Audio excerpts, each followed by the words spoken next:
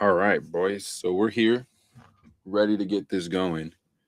First thing on the agenda I want to get over here is I appreciate everybody that has been tuning in, listening to the opinions, understanding my perspective on where I'm coming from when it comes to Xabi Alonso, Chelsea Football Club, and just the broader sport of football in general, man. I mean, it's been a ride. It's been amazing getting on here and actually talking about the sport I love the most, contrary to what people want to say about Americans not knowing the sport. I'll say this: you guys can still go continue to kick rocks. I really don't care about your opinions. And I'm pretty sure there's been comments on my shorts about that.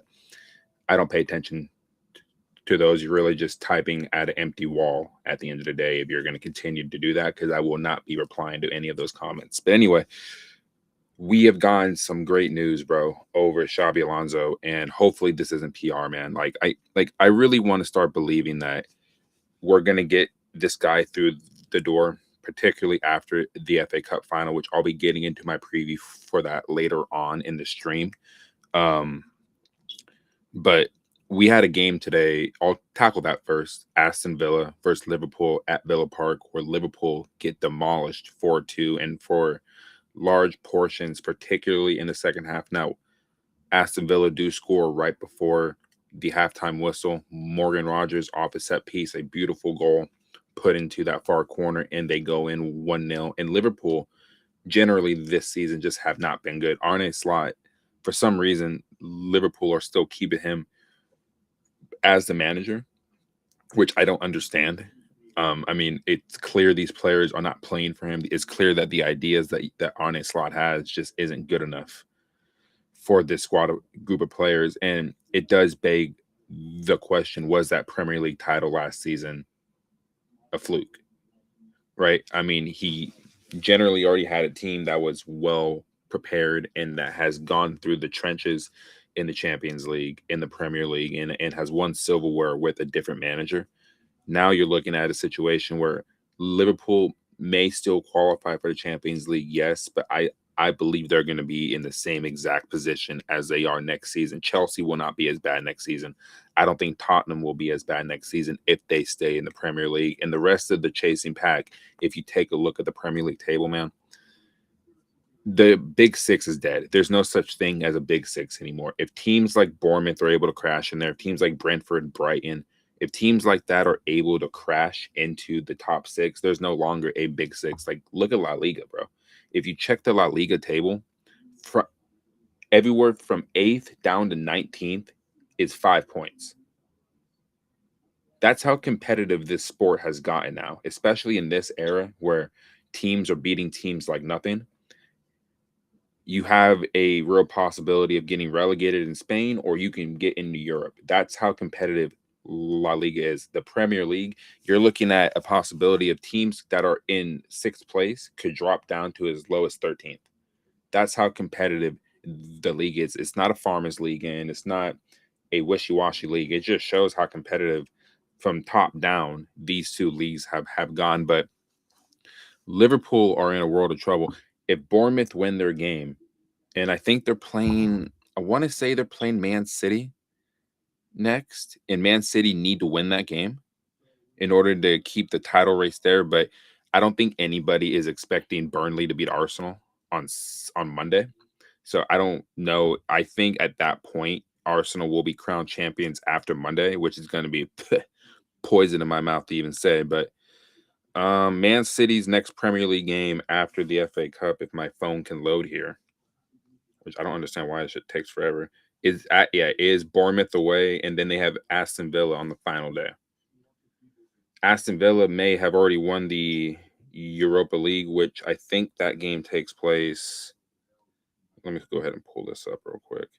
That takes place on Wednesday, so they'll either be champions of the Europa League or they may have lost it to Freiburg. And honestly, Aston Villa should be able to get the job done there. So they'll be lifting some piece of silverware at the end of the season, in my opinion. But Liverpool, man, Liverpool. Not only have they had a horrible season, they're not going to get Xabi Alonso either, right? And this is where I'm going to go into Xabi Alonso, bro. I mean, this is something that I think a lot of fans are asking for. There's still fans out there saying that you're missing the point. We don't need to sit here and think about a manager. We need to get the owners out. I agree with that. The owners need to go.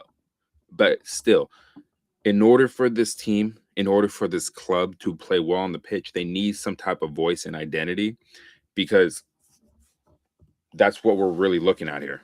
Is, can Chelsea go into this FA Cup final and beat Man City? I mean, I've been on record saying that Chelsea aren't going to beat them, but my head is starting to turn a little bit to where there's a possibility that they could actually go out there, because Chelsea in cup finals recently, we've seen their performances and we've seen what Cole Palmer can do in cup finals, right? We saw that last summer against PSG. We've seen it in other cup finals as well. So there's a possibility, right? I'm not saying they will. I'm not saying they won't. But when I get into my preview, I'll break down why this Chelsea team actually has a chance. So if you haven't already, drop a like, sub, share this with your friends, share this with anybody that loves the sport of football just as much as I do. So the first thing that we're going to go ahead and get into here is reports from Ben Jacobs, right? I'm sure people have seen other videos on this shit, which is perfectly fine. And again, people on Twitter, YouTube, Twitch, I appreciate you guys jumping in, hearing my opinions on this, bro. So Chelsea are closing in on an agreement with Xabi Alonso to be the next head coach. I hate that term, head coach. It should be manager, but we all know that this ownership doesn't want to have the manager tag on these guys. The club's full focus now is the FA Cup final, but talks have advanced and will resume following Saturday's game at Wembley. Chelsea want a quick appointment. They don't want anything getting in the way of this. My thing is, you need to get this done right after the game. Whether or not Chelsea win or lose this game, you need to get the appointment done just like that, because there may be some hesitation now on the Liverpool end to keep Arne Slot, especially after the performance they put out there today, which in my opinion was absolutely embarrassing. Like I said last week, Liverpool were fortunate to get away with the point against Chelsea at Anfield. Liverpool have not been good. The ideas that Arne Slot has out there, man, these players are not believing in it. They're just not, right? So then we pull over here again. Not Paul Winstanley. I'll pull over here. Anfield edition. Liverpool have not gotten into contact with Xabi Alonso because from both the data and other evidence, here's that word, it just seems like clubs nowadays just want to use data. They believe Arne Slot is still a better manager for them. We'll see what happens next season. If Liverpool don't get off to a good start next season, he's going to be out by Christmas. And then Xabi Alonso will already be the manager at Chelsea. So who do Liverpool turn to then? We don't know. And it's not for me to worry about, and it's not for any Chelsea fans to worry about, because they had their chance to sack Arne Slot earlier in the season, and they didn't. And they had a chance to sack him even towards the end of the season, and they didn't, because they believe in him. These players are not playing for him, bro. They're just not. So I was told only about a week ago that Alonso was not totally convinced about moving to Chelsea. However, I got a nod on Monday this week saying he's coming around to the idea. He's made some demands during talks and wanted more control than Lee Messina and even Enzo Maresca. Liverpool fans are annoyed. They want Slot to be replaced by Alonso, but that's assuming Alonso would even want the Liverpool job, which I'm not totally convinced would be the case. Would he be convinced to take that job right now? Yeah, they'll be in the Champions League next season. Maybe. Maybe. If they keep playing the way they're playing and they drop points again, Bournemouth can catch them. Bournemouth could absolutely catch him. But we'll see what happens. Arne Slot, in my opinion, only has 3 or 4 months once the season starts to get this shit turned around. He doesn't have enough credit in the bank. If this was Jurgen Klopp and he had a bad start to the season, I don't think Liverpool fans would be calling for his head, because he had credit in the bank and the players loved playing for him. The fans loved Jurgen Klopp. The fans don't love Arne Slot. You heard after the game against Chelsea, the boos ringing around Anfield. How often do you guys hear boos at Anfield? Never. You never hear it. You never hear it for a reason, bro. So, again, Liverpool had their chance. They're sticking with Arne Slot, and stick with him. It'll be good for us because it means Liverpool will be the same exact as next season, around 5th or 6th, scraping to get into the Champions League. That's just the reality. Right? And then we'll take a look at this here from a guy that I think needs to stick more to YouTube rather than being on Twitter, but I do like this right here. What best sums up what coaching is to you? A career, a calling, an obsession? It's a calling. It's not a duty. It's your passion. I'm telling you, man. He's coming, guys.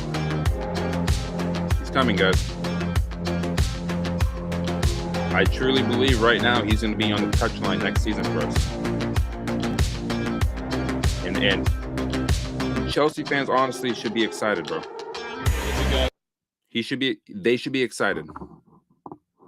Right? And then I'll talk about Joao Pedro in a second here because there is some stuff that's come out about it. But to give my full thoughts on the Xabi Alonso thing, man, I'll be real, bro. Let me go full face cam here for this. I'll be real. Chelsea fans should be very excited.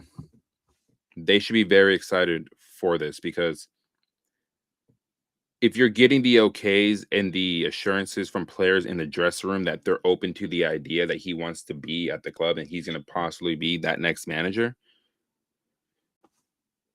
we should back these players in what they're thinking because clearly they wanted to play for Enzo Maresca. But if you're bringing in a guy that has ideas, a philosophy, and does command respect in the dressing room, I'm going to keep saying this about Xabi Alonso, bro.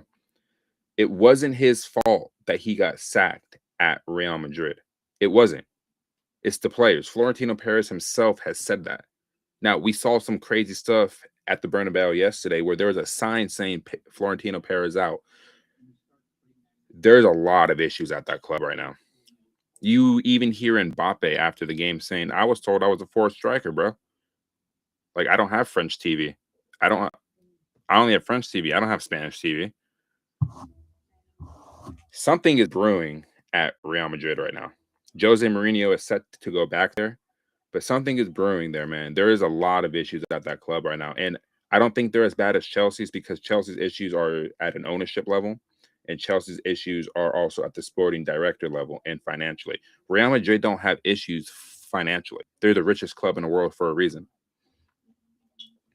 They just are. You know, they're the biggest club in the world for a reason, right? But Xabi Alonso was not the issue at Real Madrid. It's been the players, and it will continue to be the players until Jose Mourinho gets in there and starts to slap a few of these players up and give them a reality check that they've been needing since Carlo Ancelotti left, which was last season. But even then, you started to see signs of dissension in that dressing room because they didn't win silverware last season. Now they're going on their second straight season of no silverware. You don't ever really say that about Real Madrid. Chelsea, on the other hand, won 2 pieces of silverware last season. They have the possibility of winning one this season and getting into Europe, which, again, my preview for that will happen in a little bit.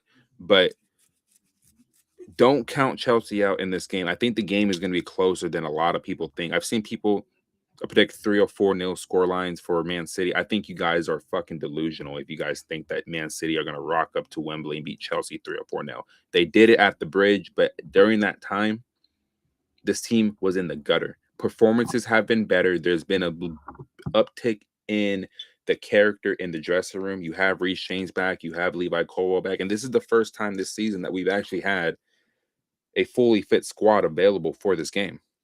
So don't count Chelsea out yet. I do think there's a possibility that we can do something tomorrow. But Xabi Alonso coming to the club, particularly if we do win the FA Cup, is just going to boost us even more. Now, getting into a player that has been heavily talked about over the past few weeks, man, Joao Pedro and Barcelona. Now, I'm going to pull over to this Nizar Cancela thing. Now, a lot of people don't like him because people feel like he's a blue coat puppet. He's a PR puppet at the end of the day. But this is something that I saw on Eunice's channel that I found pretty interesting while I was watching his preview for this.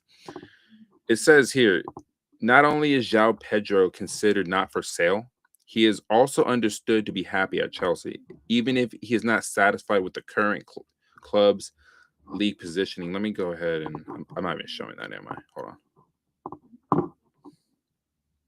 There we go. So I read the first part already. He grew up watching the Premier League, which is why he chose Watford and why he says it's a dream to play for Chelsea, and he means it. Barcelona may admire him, but are aware he is not a viable target and have other strikers in mind. Julian Alvarez. But Julian Alvarez is being linked with the move to PSG. So who are Barcelona really going to go after in the transfer window? That's something to keep an eye on. But I do think that if you're getting multiple things coming out about this specific player, and I haven't even gotten to the Spanish reports yet, but generally the Spanish reports are going to favor Barcelona and the English reports are going to favor Chelsea. At the end of the day, do I believe Joao Pedro is going to leave Chelsea this summer? No, I don't think he has it in his mind to leave. Now, I think, what's his name? Their sporting director, what's his name? I forgot his name, but he used to play for who is it again? Adeko.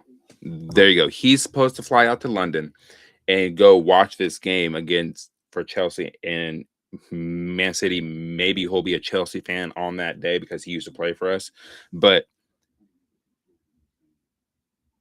Chelsea, if Chelsea are considering selling him, and that word's been touted a lot, you need north of 100 million, not euros, pounds. But he's not going anywhere.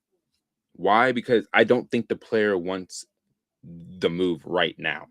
I think if this comes in 3 or 4 years and he's done what he's done at Chelsea and he wants to make that move to Barcelona, that's when I think he would ask for a move away. But as of right now, and given that a new manager is going to be coming in, I think he wants to take a shot, one, with the new manager, and two, the connection he has with the players in the squad already. I don't think he wants to leave that now. If he wanted to go play in Spain, he wouldn't have chose Watford as his first team to go to in England. He would have went to some team in Spain or something like that. He would have went there. That way he can get his move to a Barcelona. But again, he's not leaving. In my opinion, he's not going to leave. I don't see a reason why he would. If it's just because of the league position, Chelsea will not be as bad next season. I'll put my salary on that. Chelsea will not be as bad next season.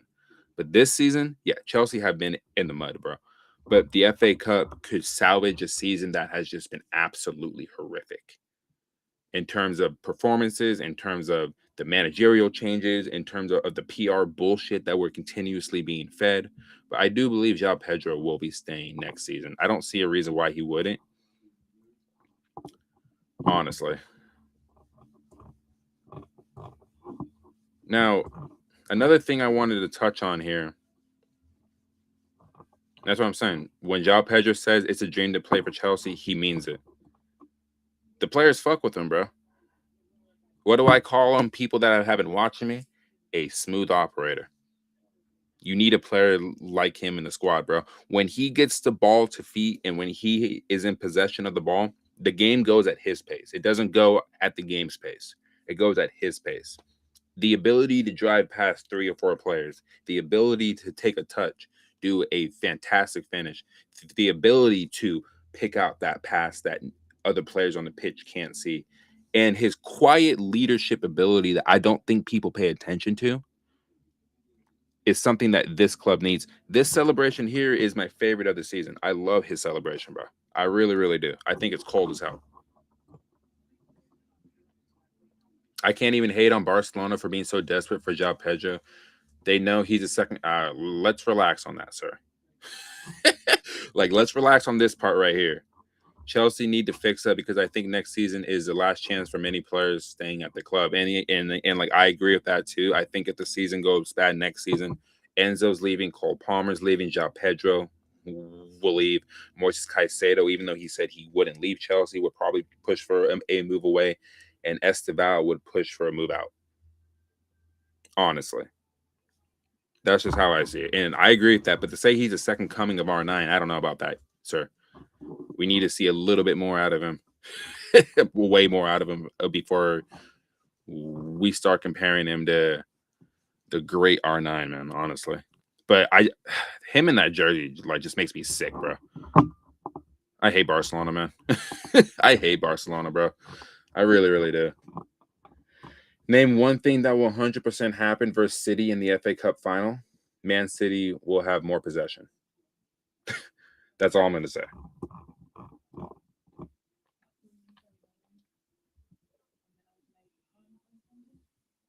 I'll believe this when I see it. Egbali recently revealed Chelsea are ready to evolve and tweak their approach to transfers with 2 or 3 ready-made players. We'll see what happens, bro. You have to sell players too.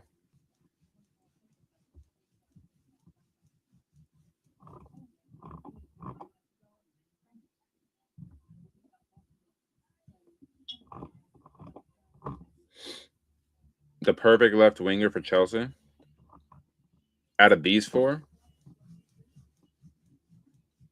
Barcola is never going to happen. And Jai would probably be a pretty good signing. I ain't going to lie. I haven't seen much of this kid right here. I've been seeing that we're linked with him, but I haven't seen much of him. Yildiz would be crazy expensive, bro.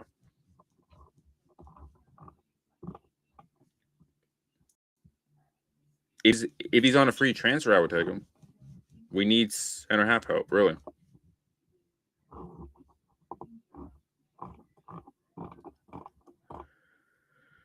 This team will beat Man City. Joao Pedro, Enzo, Palmer, Cucurella, Caicedo. I agree with that. Now, if we're going to get into this preview, bro, Man City versus Chelsea in the FA Cup final, I don't even have to build my 11 to really show you that this is how I would run it.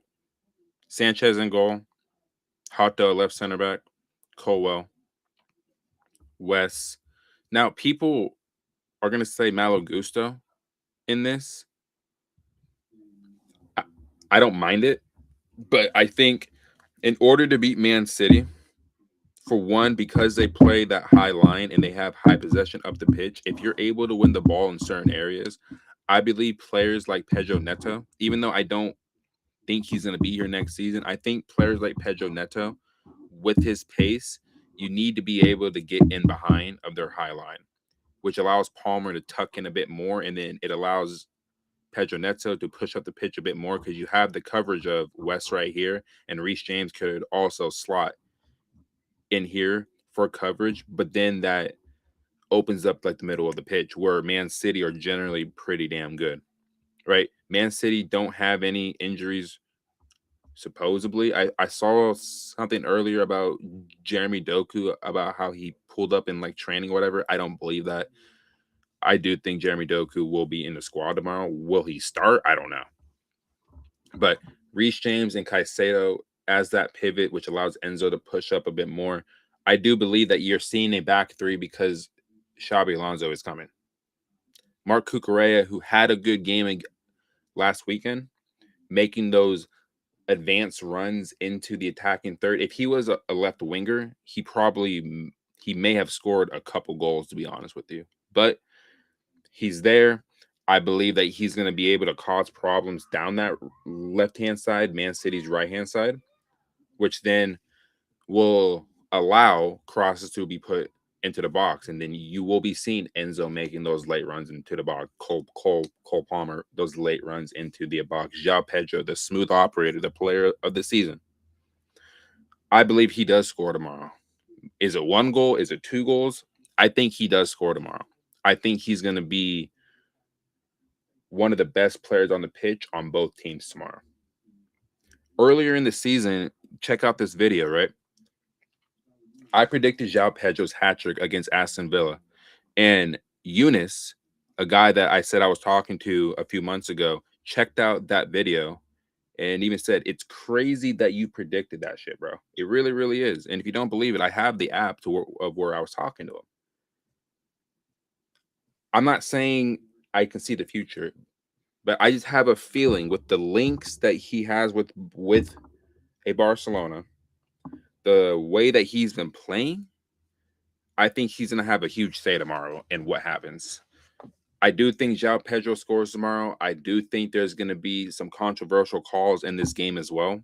But for me, in order for Chelsea to win this game, we need to play on the counter for one, and two, we need to have the ability to soak up as much pressure as we can because Man City do make mistakes. Man City do play such a high line. And there's times where Pep Guardiola does overthink, right? Could this be his last FA? Could this be his last cup final at the helm of Manchester City? It still hasn't been confirmed that he's leaving at the end of the season. I think he is because I think Enzo Maresca will be the manager at Man City next season. But this team right here has the potential to go out there and do something to Man City.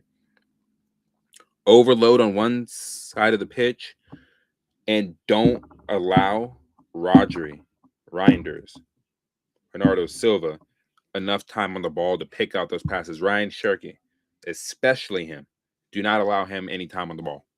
The guy is a magician for a reason. You cannot allow them any time on the ball. Is why Moises Caicedo and Reece James have to be dominating in the middle of that pitch. Otherwise, Man City will tear us apart. They really just will. Enzo Fernandez, I want to see him be more aggressive in this game in the top end of the pitch, linking up with your Joao Pedro's, Cole Palmer, getting your wingbacks involved, taking shots from outside the box, making those late runs into the box. And Cole Palmer, my favorite player on the team, bro. My man. If there was ever a time for you to show up, it would be in this game against your former club in a cup final where we've seen you turn it on. For the love of God, if you can show for just this one game, just this one game, I'm not saying I'll forgive you for the season you've had because you've had a piss poor season, brother. You really, really have. But show up in this game.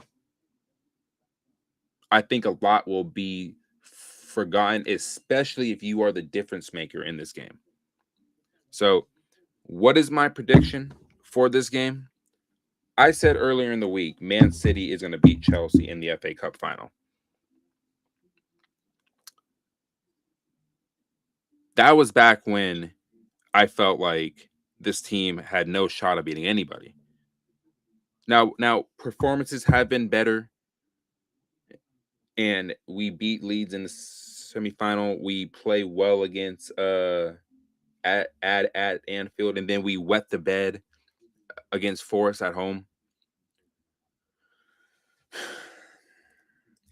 I just don't know how to really feel about this game because it can go one of two ways. Man City could absolutely show up for 90 minutes and we don't lay a glove on them. But on the other end of things, on the other end, man,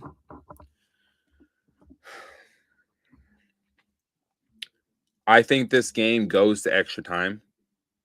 I think Chelsea do score first in this game. And then I think Man City score in the second half late on to send it to extra time. But in extra time, I have a weird feeling, bro, that this man right here is going to find a way to create an opportunity for this man right here. And I do believe Cole Palmer will find a way to get this team the FA Cup. You heard it here first, and I've said it. I've seen a lot of people predict Man City ripping up Chelsea. If we lose, we lose. It's expected. But I'm going out on a limb. I'm giving my prediction here that Chelsea find a way to beat Man City 2-1 in the second half of extra time. That's what I'm predicting. And I can be clipped. I can be made fun of. I really don't care. Because in a cup final, I've seen this group of players do the impossible before. And I think it can happen again. So I got Chelsea winning this FA Cup final, bro. 2-1.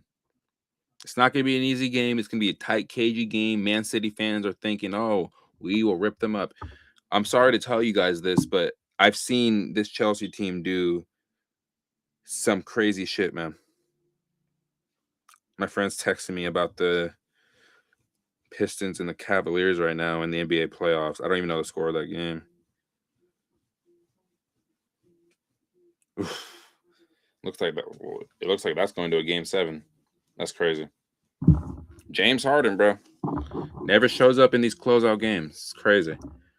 But yeah, I mean, I got Chelsea winning this game 2-1 in extra time. But if I'm going on the other end of the spectrum and say Man City do show up, I think Man City win this game 3-1. But I have a weird feeling, man. I have a weird feeling. Now, I wasn't on stream this morning because I really wasn't feeling well. I even called out of work today. I just was not feeling well, bro. And I'm still feeling kind of meh. But I wanted to get on here to at least give my opinion on what I've been seeing throughout the day.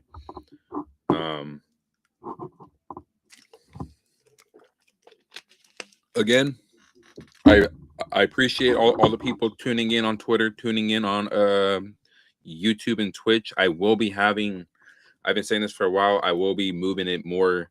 I will be opening up more avenues for my stream to be open, whether it's on Facebook, Instagram, or even like a few other sites, just to get like a broader audience. I do appreciate everybody tuning in and seeing what the hell has been going on, bro.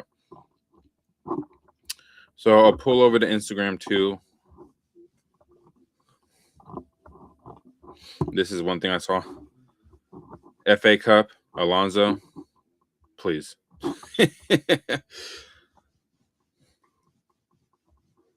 I got a feeling that Liverpool will sack Slot and get Alonso because they'll panic because Chelsea have gone in from. There's been no contact, bro. So I don't think there's anything to worry about on that part. Now, this is something that we can take a talk about here. The guy has, in 6 games, has 8 goals and assists. Now, like I said, if he shows up tomorrow, I think there's a real possibility, bro.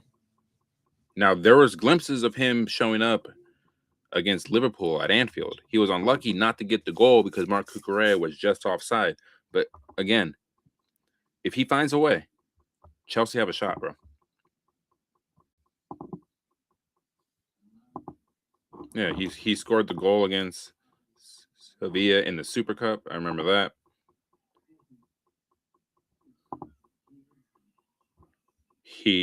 The goal in the Euro final, Real Betis, he's got 2 assists.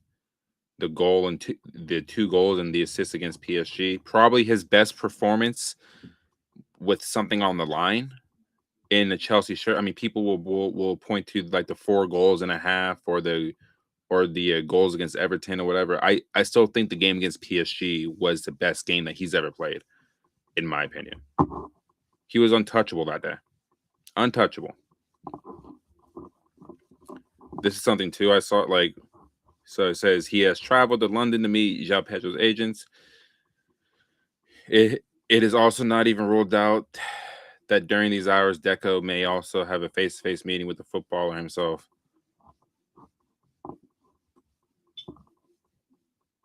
Yeah, agreed. Give us Yamal and 100 million, and we have a deal. Yeah.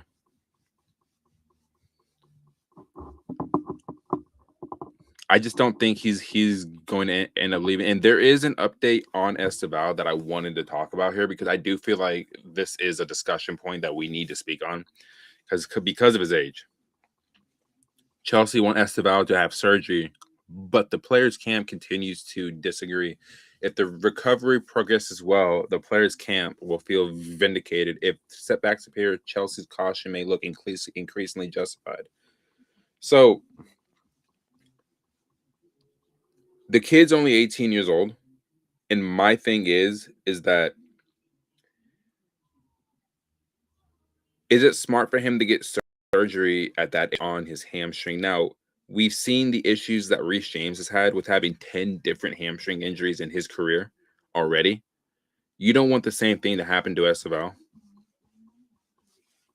I don't think he made a mistake in joining us. I just think he was overused, bro. Get that surgery. You get that surgery. I don't know why people are even mentioning Saka. I mean, he has nothing to do with this, bro.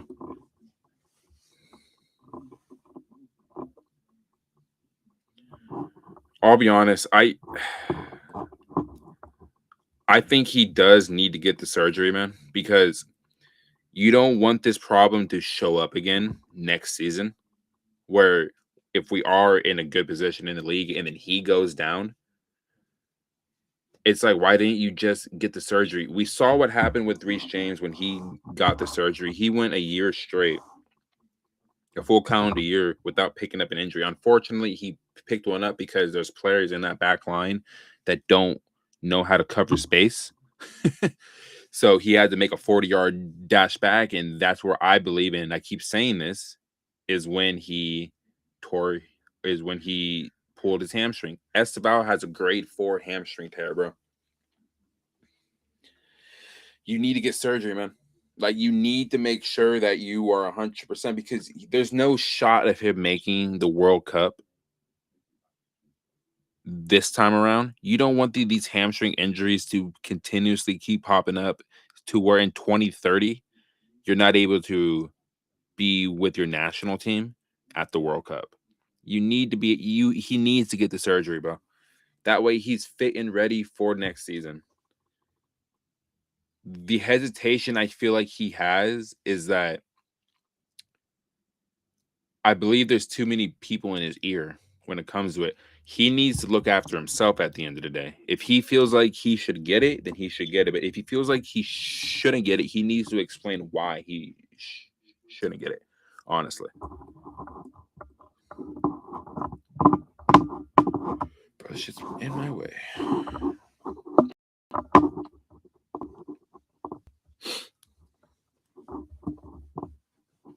Again, for the people that have just tuned in, we've talked about Aston Villa smashing up Liverpool. Joao Pedro and Barcelona. Joao Pedro's not leaving, guys. I truly don't believe he is. Because if we're going off of whatever, where's it at? I think I lost it. Damn it.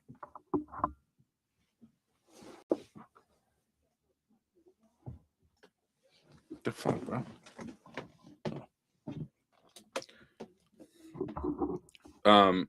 I just don't believe Joao Pedro's leaving, bro. I refuse to believe it, honestly, because Barcelona can't afford him, bro. With what money is Barcelona gonna have to buy Joao Pedro? Pulling more economic levers, bro. That's all I'm gonna say.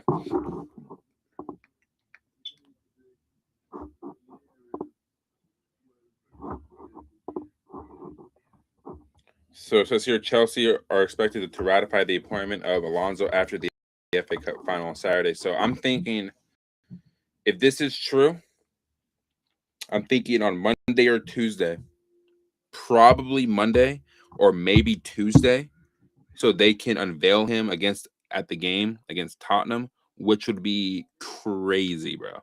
It would actually be crazy if that happens. But they're by the appointment. I would like to see that on Monday. If this is true, I would like to see that sometime next week, preferably on Monday, so that we know who the manager is going into next season. And he's not going to take over for at any point this season, obviously. It would be from July 1st on. That's when he would officially take over. And I'm here for it. Let me know how you guys feel about Alonso joining the club, though, bro. I'm sick too. Yeah, man. It was a really rough morning, man. Woke up with a really bad headache. Um, had to call out of work today. Was not feeling it, bro. But I'm going back tomorrow. Need to go back tomorrow. I mean, Chelsea play out here. They like the game tomorrow is 3 o'clock UK time. So out here is at 7 a.m. So obviously I'm gonna wake up for it. It's the commitment I've had for the better part of what was it now 16, 17 years of waking up and like watching these games and stuff, man.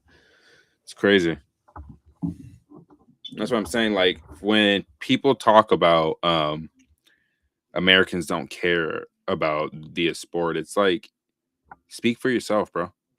Like speak for other Americans out there. Right? Like, and then I also saw this video that I might actually take a look with you guys on, which I found very interesting. Actually, what was the name of that video, real quick? I was watching it earlier this morning. Oh, yeah.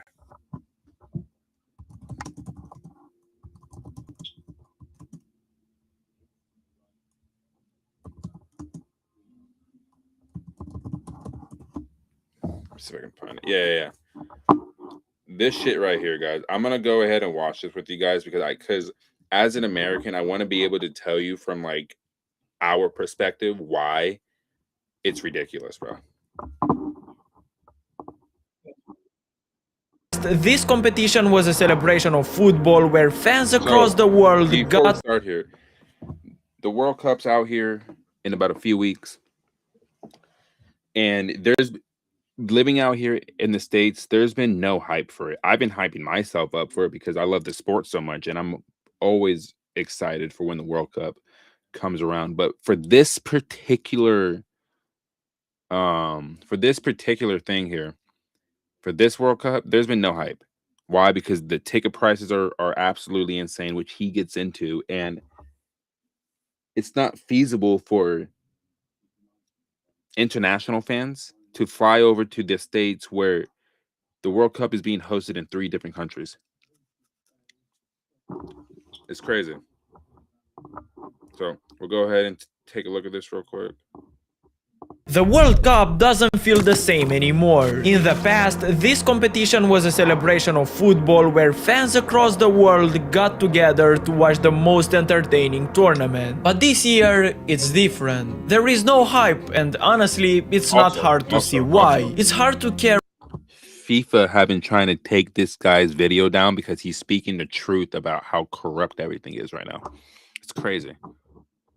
When even the official song is trash, ticket prices are a scam, and the new rules are ruining the beautiful game. Everything indicates to a massive disappointment, but in this video, we are going to look over the 5 reasons why the World Cup has fallen off so hard, starting with ticket prices. This is arguably the worst part about this World Cup, and for you to understand how bad the ticket prices actually are, here are the tickets cost for the 2022 World Cup. You had to pay $1,600 to watch Lionel Messi against Mbappe in what was one of the best matches in football history. Of course, it was the World Cup final, and with $1,600 you would get a premium category 1 ticket. Here is where you would watch the match from, and yes, it's not cheap. Which realistically, like, that's not a bad like spot to sit. It's not a bad spot to sit at all, honestly. But this is for the most viewed sporting event in history, and you get to witness it from the best possible seats. Now, what about the 2026 World Cup? Well, prices may vary depending on the source, but from what I found, the cheapest possible ticket you can get for the final is $4,100 US. $4,100, bro, is fucking criminal. How are international fans supposed to afford that? I live in the United States. I live in California, one of the most expensive states in the country. How are you supposed to afford that? You can't. Why? Because FIFA are greedy, bro. They're cash cows. All they care about is how much money they're raking in. This is why their fucking video game is dog shit right now. This is where you would watch the match from, EAFC. and if you wanted a Category 1 ticket, you would have to pay $8,680 for a game of football. 7 times more expensive than the 2022 tickets for the same experience. But it's not only the final that has outrageous prices, because in 2022 for a simple group stage match, you would have paid around $70. In 2026, the cheapest ticket I could find is $165, and that is for a low demand game, Ivory Coast against Curaçao. But if you wanted to watch a high demand game like the US against Paraguay, the cheapest ticket would cost $767 on Viagogo. However, this isn't only about ticket prices being so expensive, it's also about FIFA betraying the fans. You see, in 2018 when the North American committee submitted its bid, they made a promise of group stage tickets being at a minimum of $21 as a way to create a People's World Cup, a tournament for everybody. And it's safe to say they betrayed everyone. Now, FIFA are a corrupt and greedy organization. They are the main reason why ticket prices are so high, and it boils down to these 4 features. I'll explain it in the simplest and quickest way possible. 1. Dynamic pricing. Usually, tickets have a set price based on categories and stage, so naturally a World Cup final ticket will cost more than a group stage one. With dynamic pricing, ticket costs increase in real time if a match is highly demanded, so initial prices can surge once the system detects buyer interest. So the more fans are interested in the craziest group games, bro, right? So I'm gonna pull up the World Cup thing on my phone, like the matches and shit. There's a few games here that, you know, really, if you think about it, USA versus Paraguay, he already says $770 basically, right? Brazil versus Morocco, that game's gonna be over $1,000 easy, right? Belgium versus Egypt, that's gonna probably be around $800-900. France versus Senegal, which I think might be one of the games of the group stage, that's gonna be north of $1,000. Any game with Argentina, bro, because it's Lionel Messi's, it'll probably be his last World Cup ever. That's gonna be over $1,000. England versus Croatia, that's another $1,000, right? That's what I'm saying, man. Like, these games are just gonna be absolutely too much money for a lot of people like to go to, and you're gonna see a lot of empty stadiums, man, because of this. watching a match, the higher the ticket prices will be, no matter the stage or category. 2. The resale market. FIFA created their own resale platform that has no limit on ticket prices, so sellers can list tickets way above their value. Also, FIFA now charges the seller and buyer with 15% on both sides, so the seller takes home less and the buyer pays more. So for them to be profitable, they have to increase the price. 3. High demand. The World Cup is now a bigger event than before, and with more national teams competing, there are more fan bases buying tickets, which creates a higher demand and naturally more expensive tickets. And finally, 4. The hosts. This World Cup is hosted by 3 different countries: Mexico, the US and Canada. Countries with many tourists and high travel costs, and consequently with high ticket prices. But how much would it really cost to attend the 2026 World Cup game if you include all the fees? Well, BBC made a report in which they analyzed how much would it cost for England fans to watch their national team during the group stage. So for travel and hotels, a couple would have to pay $5,791. Like, look at that, bro. Basically 5,800 pounds, bro. Like, how can international fans even afford this?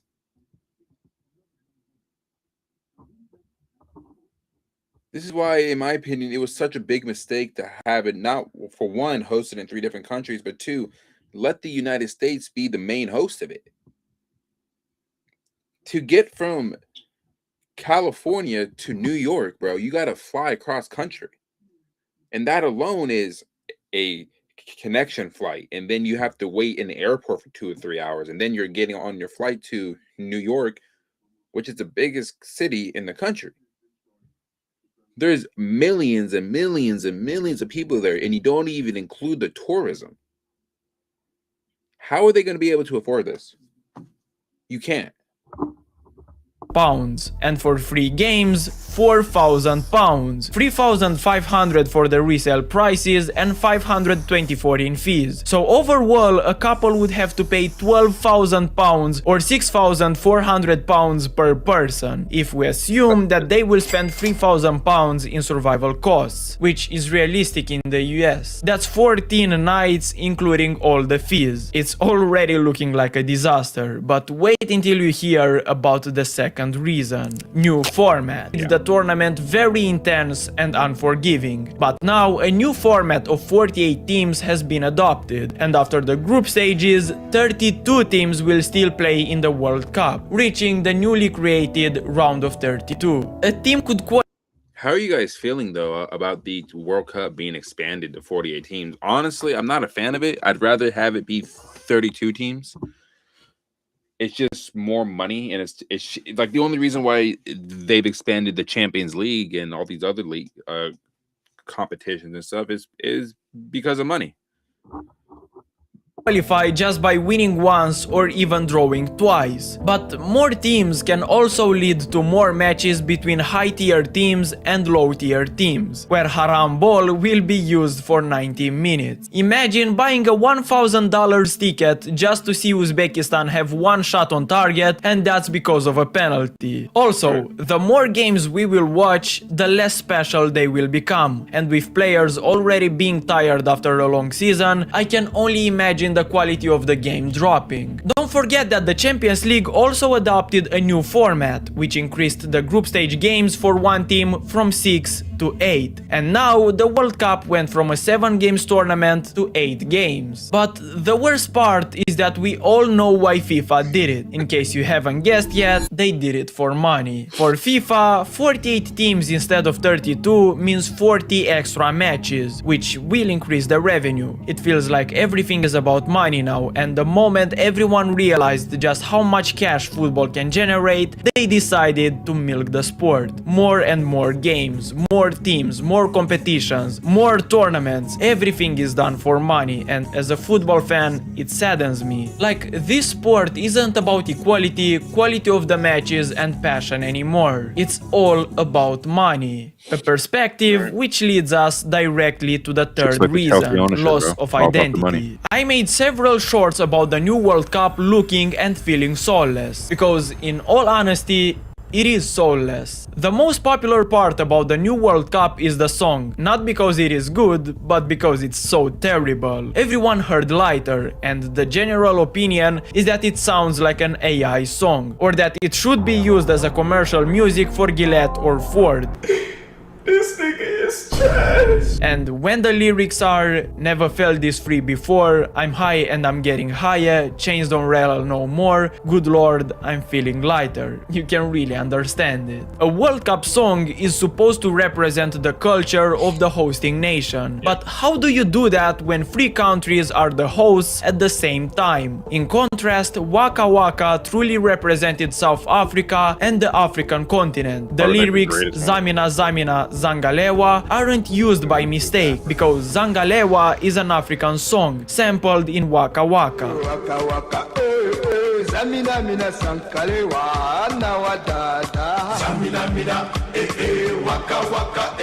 Also, Shakira says, "'Cause this is Africa, this time for Africa." It's subtle, yet it clearly represents the host nation and its values. Lighter, it's not about US, not about Mexico, and not even about Canada. It's a safe commercial song, and that's about it. But it's not only the song that is terrible. The logo also looks like it was designed by a 4-year-old. 2026, the FIFA logo and the World Cup trophy. The World Cup logo looks absolutely embarrassing. And this is why, like, as an American, bro, like, I'm so embarrassed at the marketing and the buildup for this shit, bro. It's like, this is my favorite sport, man. How can you guys sit here with all the money that you're raking in, FIFA, specifically FIFA? How in the hell is this the best that you can come up with? Because you guys have lost touch with the fans and the players that actually care about, and the ones that actually give a fuck about the sport. I don't know where the next World Cup is being held. Supposedly, I think it's in like Saudi Arabia. I think. Let me take a look. But I'll play this while I'm looking. That's it. That's the logo. And now compare it to the beautiful 2010 logo or the colorful logo in 2014 or even the 2022 one. All of these express something. They have a meaning. The 2014 logo is... The 2030 World Cup will be hosted by Portugal, Spain, and Morocco, making it the first World Cup to span 3 continents.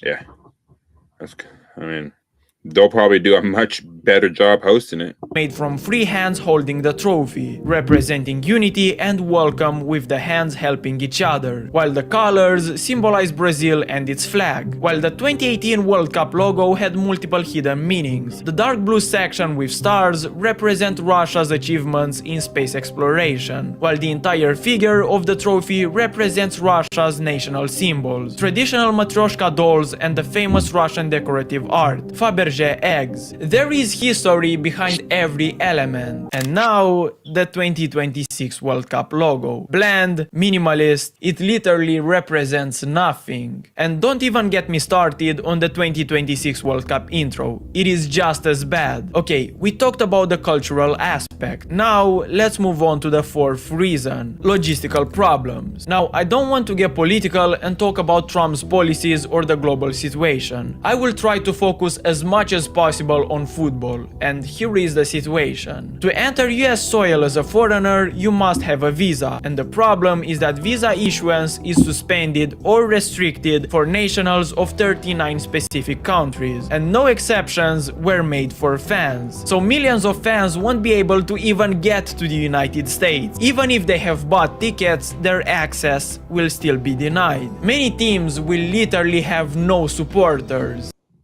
Which is embarrassing, bro. The World Cup is supposed to bring every single country that has qualified and bring them into the stadium to support their country. The way that the US right now, and I don't want to get into this because this shit does piss me off with how ridiculous ICE is and how ridiculous just getting a visa to this country is, really. It's embarrassing, bro. And the United States seems to be the only country that has that issue right now. And that's not by accident. The man that's in the White House right now is an absolute embarrassment, bro. He is. He absolutely is. And I'll say this live on stream. Fuck Donald Trump, bro. Fuck that guy. But there is more. When Qatar or Germany hosted the World Cup, fans could easily take trains between the cities, as they are both compact nations. But when the tournament takes place on the entire North American continent, supporters will be forced to take flights to get from one state to another. They don't have access to cheap local travel anymore. You also add the crazy ticket prices on top, and you get a recipe for football fans who feel used for money and betrayed. And it only gets worse from here, as the 5th and final reason is burnout. We already talked about footballers playing too many games, but to truly understand the extent of this problem, here is the calendar the players had for the past 2 years. Expanded Champions League, which added 2 more fixtures per team, and now you take these tired footballers, many of them suffering from injuries, and force them to play 39 days in another tournament. Also, Just look at how many players might miss the tournament entirely because of injuries. It is inevitable for the quality of football to drop when players are so tired. And again, don't forget that this World Cup will feature 48 teams, not 32. Don't be surprised if teams will look sluggish in their press or slow. Okay, we listed every reason why this World Cup will be a disaster, and after doing my research, I'm even more convinced that this will turn out badly. But the most concerning thing is that football might only get worse from here. FIFA are trying to appeal to more and more people. They are trying to be safe, to be a growing tendency to try and appeal to everybody nowadays. And not only in football, in gaming, in music, even on YouTube. You start seeing less and less unique creators who have that edge to them that may not make them universally liked, but they are loved by the ones who follow them. We watched football because of how close one goal brought us, because of how entertaining it is, those 64 matches per day or artists. I couldn't care less about artists performing at the World Cup, and I would rather watch less matches but more special ones. Things that are rare are more valuable, and that's what truly matters. Again, when you try to make everybody like you, you lose the thing that made a few truly love you. Yeah. And it's like I've said, man. It's like I've said, bro. Like, the reason why I love this sport, the reason why a lot of people love this sport is because it brings everyone together. And when your team scores a goal, the feeling and the adulation you get for when your favorite player scores a goal or your favorite team scores a goal is a feeling that you don't feel in any other sport because of how difficult it is to score a goal at the professional level. And like I keep saying, like me being an American, we get this stigma that we don't care about football or soccer enough or whatever. I care about the sport probably more than anything. Soccer, football is my favorite sport. I started playing it at the age of 4. I'm 32, bro. Like, it's my sport. It's my national pastime, realistically. Like, I love my NBA, I love my NFL, I love my Major League Baseball, sure, but nothing beats that sport ever. My dad introduced it to me, God rest his soul. He introduced it to me, and I've been in love with it ever since. The disrespect that FIFA has shown this sport over the past, I don't know, 15 to 20 years has been ridiculous, bro. And the amount of money that they're siphoning away from these people that love the sport, and to the point where you can't even, if you don't have a visa, you can't even get into the United States to watch a game, bro. They're not thinking about the fans, they're thinking about themselves. And sadly, you know, the World Cup is going to go on, and hopefully it's a good World Cup. Hopefully it's, it's decent. I want to see some great matches. I want to see some great performances from certain players. Like, I will be paying attention to all of the Chelsea boys out there and like the U.S. national team because I am American. So I'm going to support the United States, obviously, but I'm going to support individual players as well, So it's embarrassing, man. It's a real embarrassing state of affairs that FIFA have brought themselves, and it's unfortunate that it's being hosted out here, man, because I feel like if this tournament was being hosted on the African continent, even in the Asian continent, I think Xabi Alonso should not go to Chelsea. Can you explain why? Or even in Europe, bro, or even Australia, man. Like, they would do a better job hosting this World Cup better than the United States. I'm not going to include Canada or Mexico because I feel like those two countries, I mean, maybe Canada, because Canada it's a big country, man. And like, to get from one side to the other, it's the same issues as the United States. But I just think with Canada, there's a bit more of an understanding of what the sport means worldwide. I don't think the United States understands that, and they never will. Because Chelsea's management is also shit. I mean, I agree with that. I agree with that. I can even show you this message I've always had. You know, I agree with that. Like the Madrid one. Well, I don't think the issue. Are you a Real Madrid fan by chance? Because if you are, you could explain to me what the actual issues were at the club. Because in my opinion, I think the players are the actual problem. Okay, so do you believe that the players are the issue at Real Madrid, or was it really the management? Because honestly, I think the players are the problem, bro.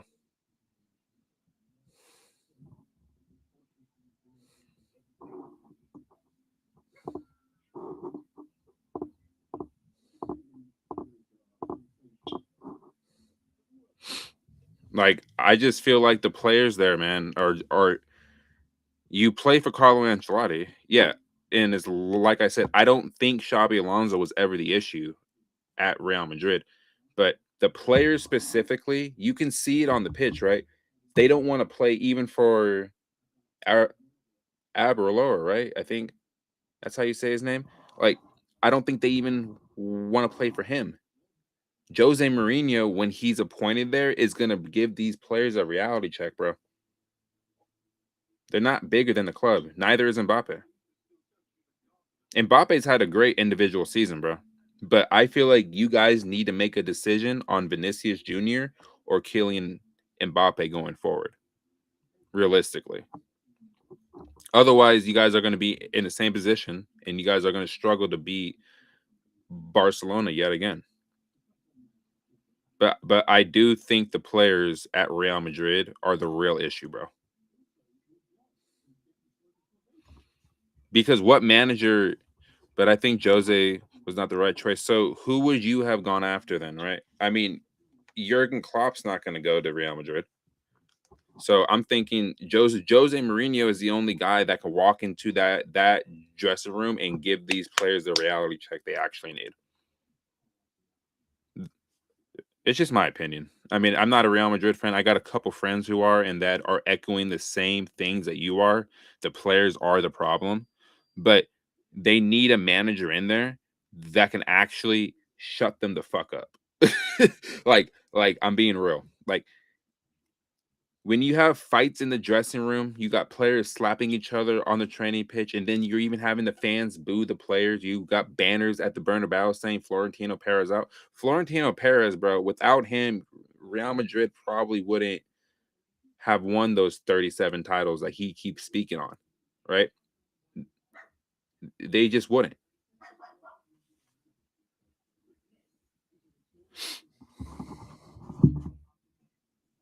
But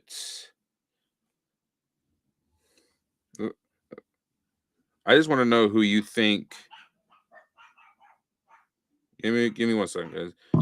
There are not much available. You're right. Jose should be the right choice. I mean, I'm being real, bro. I mean, in my opinion, you should have given Alonso a little bit more time because I mean, it's tough because I do think he made the jump to Real Madrid too early. I think if he would have stayed at Bayer Leverkusen for a couple more seasons and then made the move, he would have probably been more suited to go there with a bit more credibility on his CV. But Chelsea specifically, bro, they need somebody in there right now that can actually get these players to play. I was an Enzo Maresca guy, bro. I was the same guy who kept saying that Chelsea had the identity that they haven't had since Thomas Tuchel was there. Then all of a sudden you sack him because he speaks out. Xabi Alonso never spoke out against Florentino Perez. The players just stopped playing for Alonso, bro. That's what happened. You know. But I do think you guys need to make a decision on two specific players, man. Vinicius Jr. or Kylian Mbappe. You guys need to make a decision there because they play in the same position and Kylian Mbappe is not a center forward, man. You want to get the best out of him, you play him on that left wing. But are you going to sell Vinny? Right? Like, you guys have to make a choice there. And if I'm the guy that's running that club, I'm choosing Mbappe over Vinny, bro. Like, I just am. If Vinicius Jr. is good, he's a good player, but he's too inconsistent for me. Too inconsistent. And he's not even the main man on the Brazilian national team anymore. If you're having to potentially call back Neymar into that setup, there's no belief. And he's not even a left winger anymore. But if you have to bring him in and still ask him to at least be on the bench and come on for 15 to 20 minutes, I think Brazil's attack outside of Joao Pedro, Rafinha, Matheus Cunha, who's had a good season, that's who I would have as your front three. If Estevao, if he was available, I'm sorry, I go Rafinha, Joao Pedro, Estevao. Honestly, yes, player-wise, Mbappe is better. I think they should sign players like Cruz Modric. Well, that's why players like Enzo Fernandez are being linked with the move there, right? Rodri. I think you guys should go after Rodri, if I'm being honest with you. That's who I would personally go after if I'm Real Madrid. I would go after Rodri. Because I think the deal would be easier to get done, for one, and two, you would be paying a crap ton of money to get Enzo Fernandez right now, which I like. Me personally, I don't want to see him leave, but if he does leave, that's the only club I would want to see him at, honestly.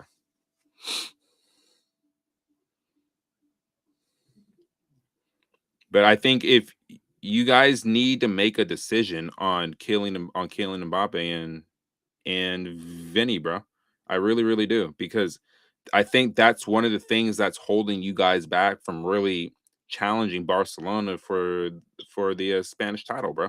I really, really do. You guys have a decent midfield. It's not like your guys' midfield is shit. Like, it's really, really not. You guys have just underperformed the past 2 seasons for whatever reason. You've gained a subscriber. I loved your opinion. I mean, I appreciate that, man. I mean, I'm just trying to give my raw opinion of what I'm seeing, and I'm not even a Real Madrid fan, but I understand what's going on at that club right now. And if Chelsea were going through a player issue, like a player crisis in the dressing room, I would be telling you the same thing. Certain players need to be shifted away to make sure that this team can go forward. But Kylian Mbappe specifically, bro, you guys have invested too much into him. You can sell Vinny Jr. for whatever price you guys can think of, really.